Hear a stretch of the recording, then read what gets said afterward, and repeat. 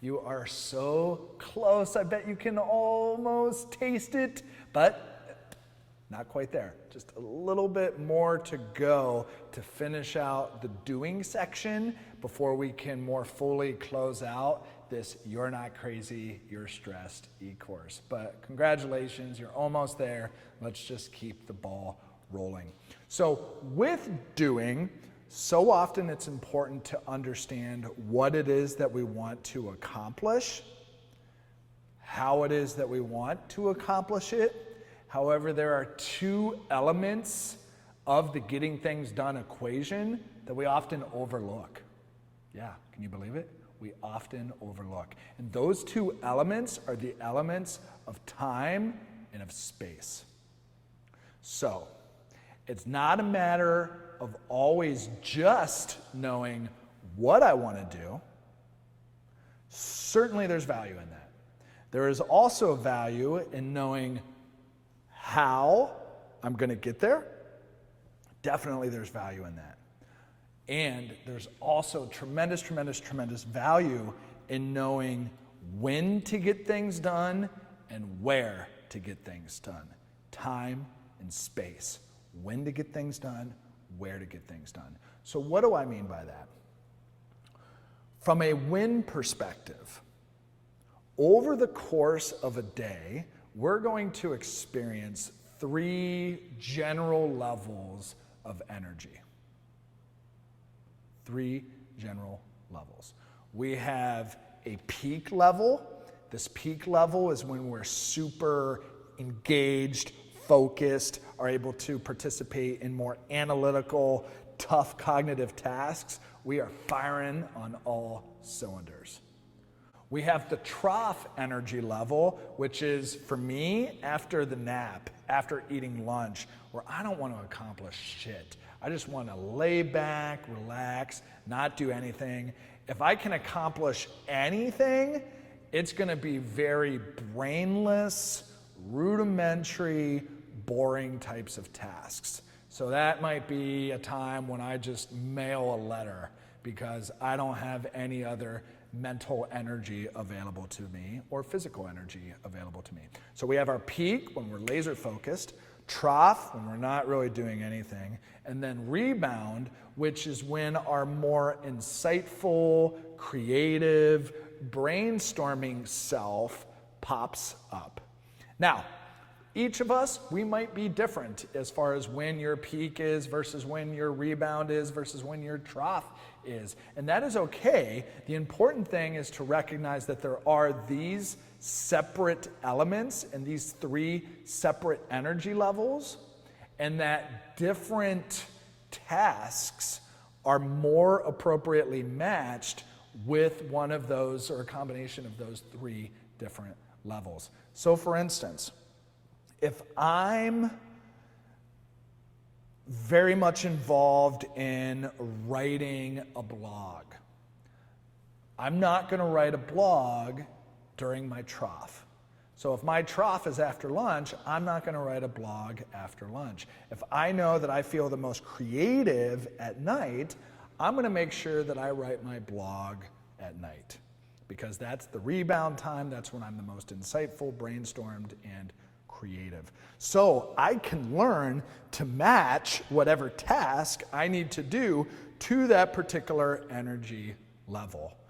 I can answer emails. They don't require any energy from me. They're super easy. I'm going to knock out emails during the trough instead of spending valuable mental energy from my peak answering stupid emails that I could answer during the trough.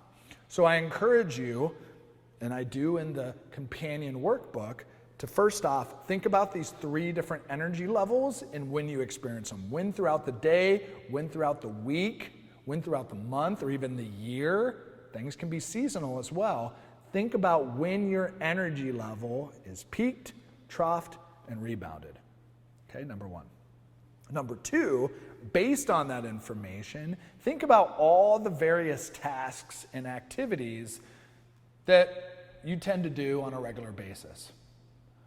And then match the appropriate activity to the appropriate energy level. And so then you're using your energy level appropriately to get things done appropriately. And you're not mismatching and unnecessarily draining energy that's available to you, or not having enough energy to complete the task that you want to complete. So number one, know about these different energy levels and how to apply them in an appropriate way based on your task. The space component. So not only is when important, but we need to be a lot more deliberate about where. Where do we get things done? A little story. I love visiting my parents. My parents are great people, always nice to visit the fam.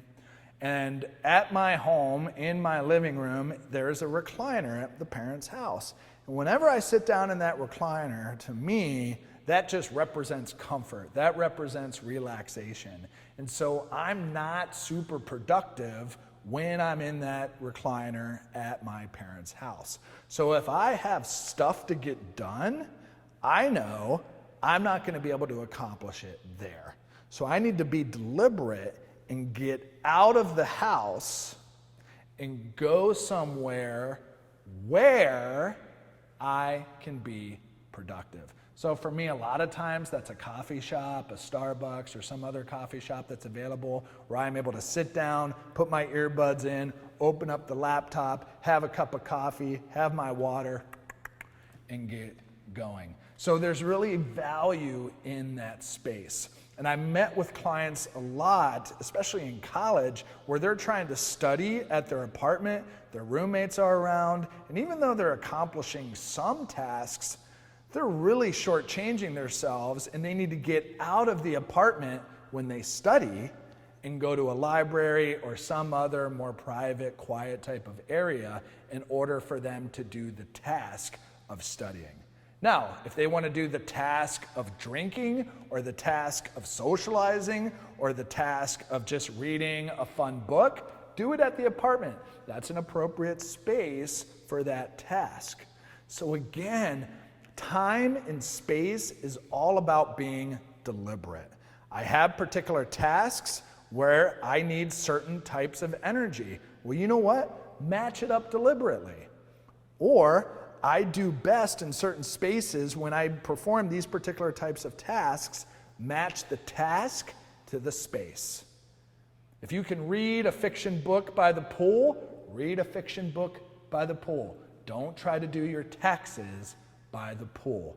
Identify what's the appropriate place and space based on the task that I need to get done.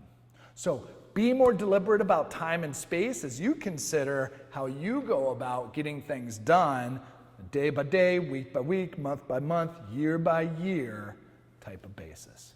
Time, space.